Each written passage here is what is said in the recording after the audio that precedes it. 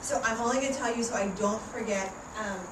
If you buy my book tonight, I also have penguin turtle stickers for you and bookmarks. So now you're aware and I'm going to remember.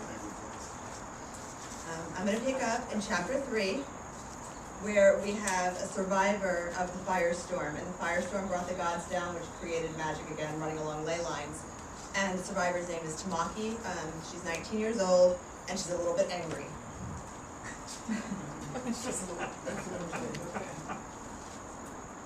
Oh, and a stranger just showed up. Fear caused sweat under her armpits. She could smell it, but she didn't have to show it to the stranger. She could have ignored him, but she had the feeling he wasn't going to leave. She walked out of the woods, standing tall as her 5'4" frame allowed, wanting him to know she wasn't an easy target. She rubbed through her pants at the scar the hot heads left on her thigh in unconscious reaction to the thought. Up close, Tamaki could see the man had a thick white beard and deep creases in his weathered face. His eyes were hidden behind black sunglasses. Was he blind? Who wore sunglasses at night? He wore a white western shirt, an old-fashioned vest, and a bolo necktie while leaning precariously on a lacquered walking stick. She coughed. The cologne he wore caused a tickle in the back of her sore throat, almost like an oncoming summer rain. A raven, possibly the same one as before, landed back in her tree. "That's Jude," the man said. "He says you've been busy." "Jude?" "Yeah. He flies around this area keeping an eye on things. When you see him, you can say, 'Hey.'" "Hey, Jude." Tamaki narrowed her eyes. Oh, this man thought he was funny. He probably moved to the mountains decades ago to be away from people, talked to the animals since he didn't have any friends. She could probably knock him to the ground if she needed to. He wasn't a threat. The old man snorted as if he could read her thoughts. "That's a nice blue stripe you've got in your hair. Very fashionable." She curled her hand into a fist so she wouldn't touch the blue streak of hair caused by performing a transmutation ritual on her 12th birthday, a tradition for the women in her family that traced back to before the Great Flood. Stories of the gods and the powers they wielded also passed down through each matrilineal generation until it broke with Tamaki's mother. And now the threatened return had happened. The gods were busy setting up territories. The world was awash with the primal energy of Shamasa's destroyed body, and only Tamaki was left of her family. It would be hilarious if it wasn't. "Go away," said Tamaki. "This homestead is taken. You're not welcome here." "No!" he shouted. "I decide who's welcome here." Tamaki rolled her eyes as she glanced over her shoulder. She needed to get back to the clearing, get back to Scott Fox. "Got a name inked on your neck?" the old man snorted. "That doesn't read Anderson or Smith or Miller." He could read kanji? She didn't understand. "Ah, what are you up to?" he asked. Suddenly the raven called from the Empress Polaunia tree. Another raven winged in to settle on a branch, and then a third. They all watched Tamaki. "I heard about what happened in the forest and came to see who had done it. Wanted to see this little tree hugger who fancies herself able to manipulate an enemy." Guilt made Tamaki's cheeks flame, but she wasn't sure why and she didn't have time to examine it. "Hey, who are you? Tell me right now or..." In the silence, Tamaki heard the lack of insect music, the lack of birds settling in their nests, the lack of wind or any movement in the trees. It was dark, and yet she could see as well as if they were in a subtle bubble of light. "Will you do this?" The old man raised his walking stick. Thunder rolled across the sky and clouds gathered overhead.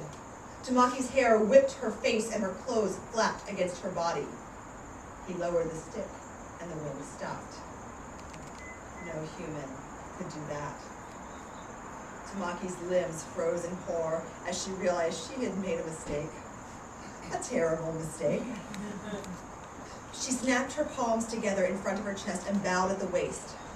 Staring at the ground, she tried to remember her grandmother's stories about the misbegotten, the gods and demigods of Mesopotamia who walked the earth before being banished to a prison in the sky. There are so many, and it hadn't seemed important at the time. Forgive me, she said. I didn't know to whom I was speaking. The old man puffed up his white beard, preening under her flattery. That's right, you didn't. He sounded gleeful, so she kept going. You are surely a powerful being. Thunder rolled, the growl of an angry animal, and lightning flashed white. Rain fell hard against her skin. Overhead, the elephant ear-sized leaves of the Empress Paulania acted as a funnel to shower Tamaki. You're a sky deity, Tamaki guessed, pushing wet hair behind her ear. What gave me away? He shook his walking stick until the end crooked into a lightning zag and pointed it at her. You're just like that other one who bothered me. You don't ask the right questions. The other one? He must mean Rachel. She'd said the local deity of this territory called himself the Weatherman. Tamaki began to shake as she thought about the ravens and the cedars of Lebanon that grew here in the post-firestorm mountains. Oh man. Glorious Aunt, please forgive me for not recognizing you. Well, the sky cleared as if he'd flipped a switch. It's understandable. He adjusted his sunglasses. I'm not wearing my horned crown. May I offer you something to eat or drink? She straightened from the bow and wrung out the bottom of her wet shirt. Hopefully he would say no, because having been through the cabin's cabinets, there wasn't a lot that didn't require preparation. I will accept some wine. Beer, then. Milk. She cleared her throat. We might have some canned tuna. Keep it. It's so hard to find good worshippers in these modern times. As the Fab Four say, obladi, oblada. Am I right? The point is, I wanted to see the hero who went into the forest. I am honored. Tamaki clenched her fist to keep her face from revealing her elation. She was getting the recognition she deserved for saving Scott. Seconds after his death, she pleaded for Scott to stay with a prayer that she'd heard her grandmother use for dying houseplants. She didn't think it would actually work. I didn't know what to expect, she said, but I did the best I could. The original raven called, as if speaking directly to On. 3 more of the black birds settled into the branches.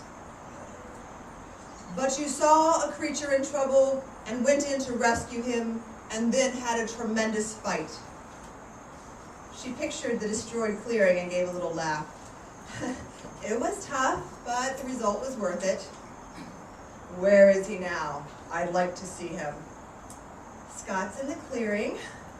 Tamaki smiled. Of course On would want to see Scott. Since the firestorm, Scott had been working as a spy for On and making a map of all the local ley lines. I meant the fox. His voice was cold as the rain. On leaned forward until she could see her reflection in his sunglasses. The one you rescued from the vines yesterday. Jude told me you were very brave, and I came to see a hero. Tamaki's stomach clenched with fear, and she felt lightheaded as she realized they had been talking about 2 very different things. Yes, that was me. I did that too.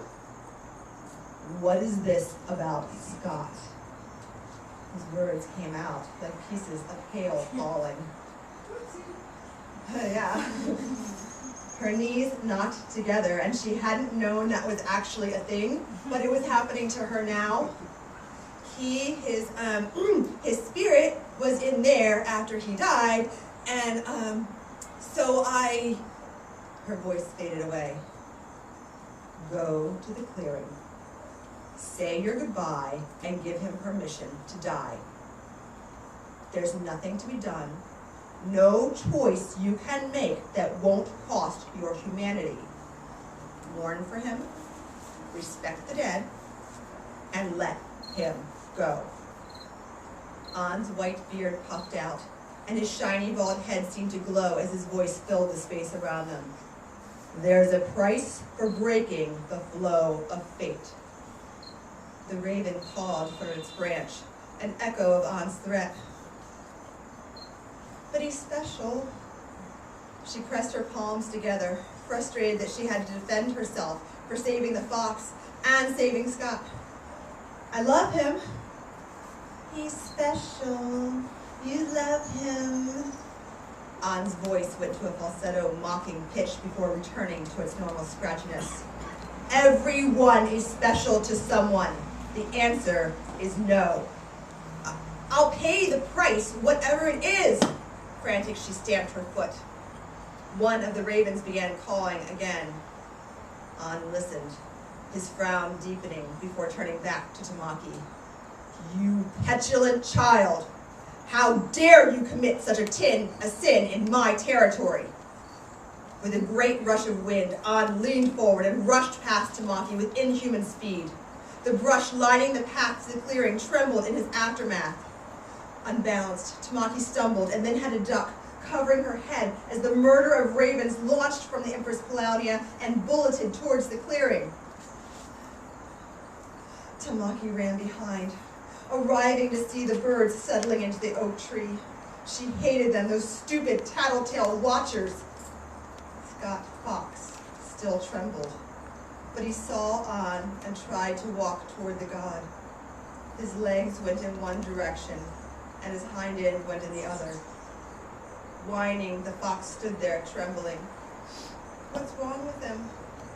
Tamaki came around the god, so she stood next to the pouch. Saki, the turtle penguin's black eyes, looked out from the interior. Why can't he walk? An's upper lip curled with derision. What did you think would happen? An unskilled, untalented, hack necromancer tries to make a miracle and instead creates her own Frankenstein's monster. You've shoved an immortal human soul into a dying animal, and only now do you begin to wonder if that human can work the limbs of the body? His voice was cruel as he taunted her. How's that alchemy working for you now? I'll stop there.